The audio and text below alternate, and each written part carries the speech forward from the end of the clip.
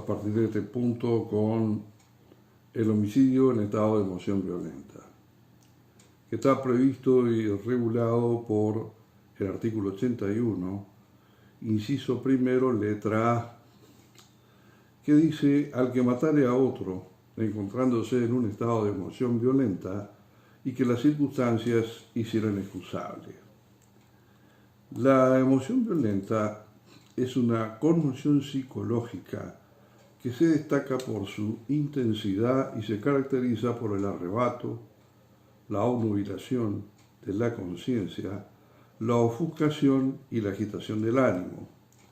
Es importante aclarar que aquel que comete un homicidio en estas condiciones tiene conciencia de lo que hace, pues en caso contrario sería inimputable, circunstancia que no existe en este supuesto. En la jurisprudencia patria hay tribunales que rechazan el distingo entre la emoción y la pasión, en tanto que otros juzgadores dejan fuera de la previsión legal los estados pasionales cuando tienen cierto carácter de permanentes. Al respecto debe agregarse que el intento de distinguir entre emoción y pasión es pedirle a la ciencia más de lo que ésta puede darle. Al respecto, Teodoro Ribot, en su libro Essais sur les passions, ensayos sobre la pasión, y otros señalan que no existen entre ambas diferencias de naturaleza. El adjetivo violenta, que califica la emoción, le fija una característica: solo un estado emocional de ese tipo mantiene inertes los frenos inhibitorios con pérdida de la capacidad reflexiva del sujeto. Como expresa Aguirre Barrio, la emoción y la pasión tienen una raíz común, un sentimiento. Este último es un estado penoso o agradable de la afectividad. La emoción violenta debe reunir las siguientes condiciones para que pueda ser ponderada en el ámbito de la comisión de este tipo penal. Primero, debe destacarse por la intensidad.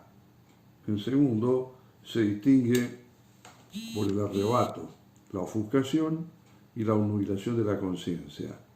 En tercer lugar, la reacción delictiva ha de producirse mientras dure el arrebato.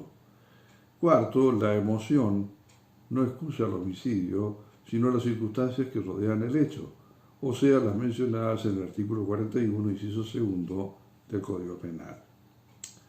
Es dable destacar que el estado de emoción violenta no justifica el homicidio hasta hacerlo no punible, sino que, debido a la existencia de tales circunstancias, solo lo atenúa penalmente con relación a la sanción que correspondería a un homicidio simple.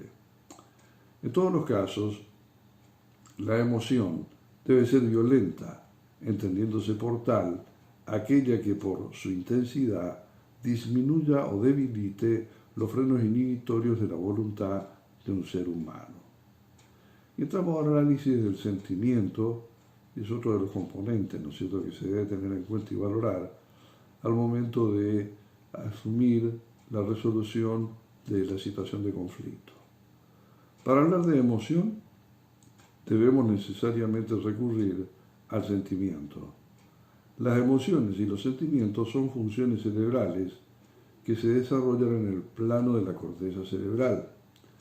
Dentro de los sentimientos suele distinguirse la pasión como un sentimiento profundo, constante y fuerte que abarca totalmente al individuo y domina la dirección fundamental de sus pensamientos y de sus actos.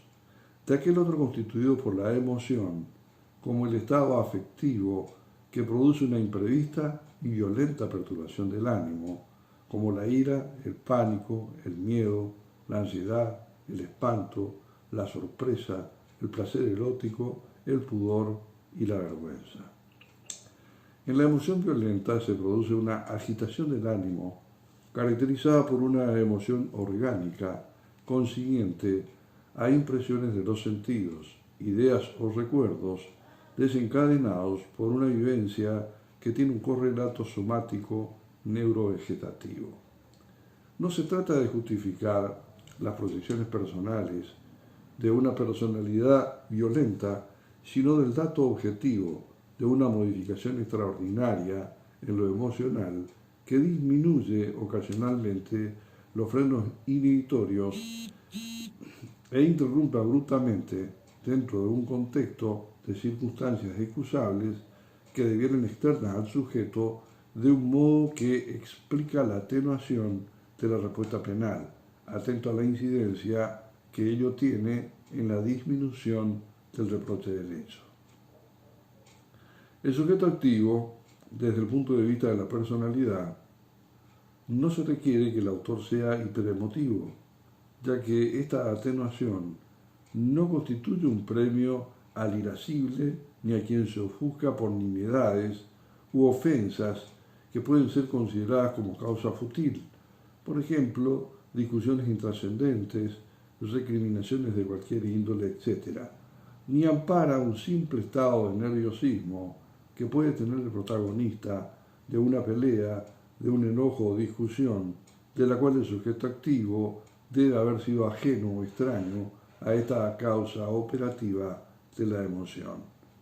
En definitiva, la emoción violenta conlleva la inimputabilidad disminuida, y es por ello que el estudio de esta forma extraordinaria de atenuación debe realizarse a nivel de atribuibilidad, más concretamente en la capacidad de culpabilidad, ya que se limita la autodeterminación del individuo.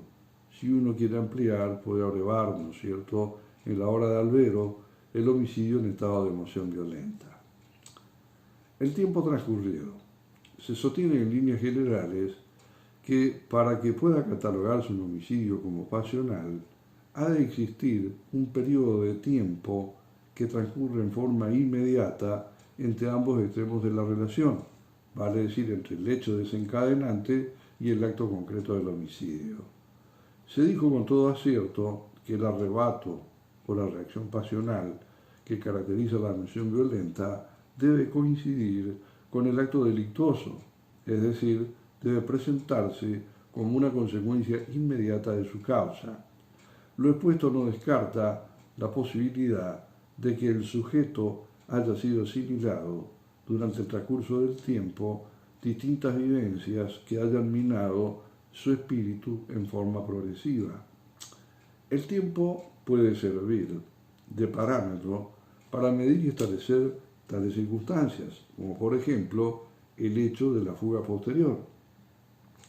Uno puede ampliar esto en la lectura de la obra de Albero Marcelo y Oberlander Cintia, La emoción violenta y su tratamiento, en el proyecto de reforma al Código Penal, publicado en la revista de la Asociación de Magistrados y Funcionarios de la Justicia Nacional, en el ejemplar número 45/46 del mes de julio-diciembre del año 2007.